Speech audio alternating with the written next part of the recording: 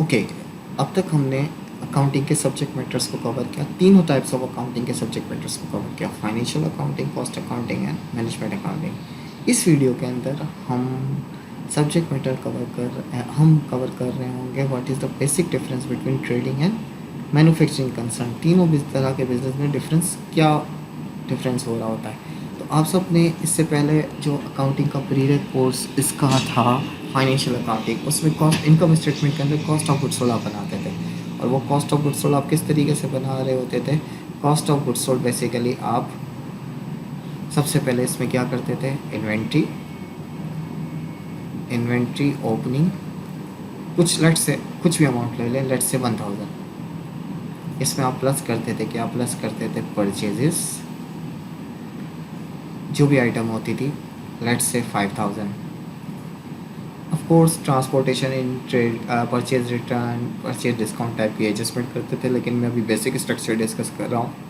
हम purchase return discounts को future videos में कवर कर रहे होंगे। देन हम सब्ट्रैक्ट करते थे इन्वेंट्री एंडिंग।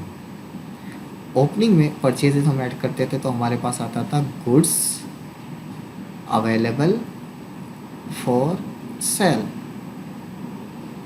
विच वॉज 6000, सही है। और इसमें हम लेट्स एंडिंग 1500 अज्यूम कर लेते हैं, डेटा गिवन होगा। सो 4500 आपके पास आ गया। ये technically cost of goods sold होता था, जो कि आप ट्रेडिंग बिजनेस के इनकम स्टेटमेंट में बनाते थे। मैन्युफैक्चरिंग बिजनेस में ऐसा नहीं होगा। मैन्युफैक्चरिंग बिजनेस में आप इन्वेंट्री आपके पास 3 डिफरेंट टाइप्स की होगी। हम सेपरेट वीडियो में इसको डिस्कस करेंगे कि हाँ what are the different stages of inventory. हम मैन्युफैक्चरिंग के अंदर किस तरीके से कॉस्ट ऑफ गुड्स सोल्ड बनाते हैं? हम नॉर्मली फिनिश गुड्स में बात करते हैं। सो इन्वेंट्री रिप्लेस हो जाता है फिनिश गुड्स के साथ। लेट्स से फिनिश गुड्स हमारे पास 100,000 है और हम इंस्टेड ऑफ बाइंग, हम फिनिश गुड्स बाई नहीं करते। फिनिश गुड्स खुद मैन्युफैक्चर कर रहे होते हैं, खुद प्रोड्यूस कर रहे होते हैं। हम रॉ मटेरियल बाई करते हैं। तो जो मटेरियल से रिलेटेड परचेज वगैरह से इशू आएगा तो उस वक्त हम डिस्कस कर लेंगे। हम इसमें क्या ऐड करते हैं? Cost of goods manufactured add करते हैं। So cost of good manufactured आपके पास आ गया, लेट्स से 5000।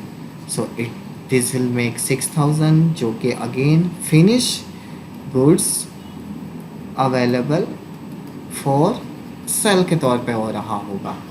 और हम इसमें से माइनस कर देंगे क्या? माइनस कर देंगे finished goods ending which is let's say 1500। तो सेम 4500 आ गया, लेकिन ये अब 4500 cost of goods sold calculate हुआ है, लेकिन ये किसका कैलकुलेट हुआ है?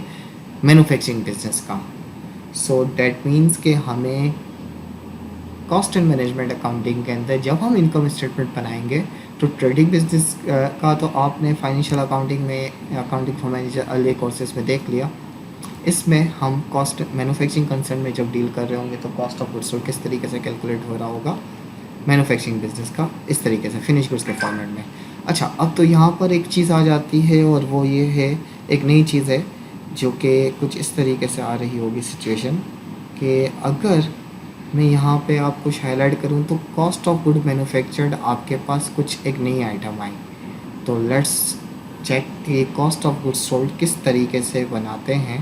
तो कॉस्ट ऑफ गुड मैन्युफैक्चर्ड का बेसिक स्ट्रक्चर क्या है? कॉस्ट ऑफ गुड मैन्युफैक्चर्ड का बेसिक स्ट्रक्चर यहाँ पर किस तरीके से होगा? ये बेसिकली बन रहा होता है रॉ मटेरियल से। मैं यहाँ पे लिख रहा हूँ तो मटेरियल यूज्ड, रॉ मटेरियल के बजाय ज़्यादा बेहतर टर्म है डायरेक्ट। हम इसको भी डिटेल में डिस्कस करेंगे कि डायरेक्ट और इनडायरेक्ट क्या है, सेपरेट वीडियो में डिस्कस करेंगे। तो लेट्स से मैं कह रहा हूँ, अज्यूम कर लेते हैं कि मैंने मटेरियल यूज़ किया हुआ है फॉर एग्जांपल सही है 2000 का, ठीक है।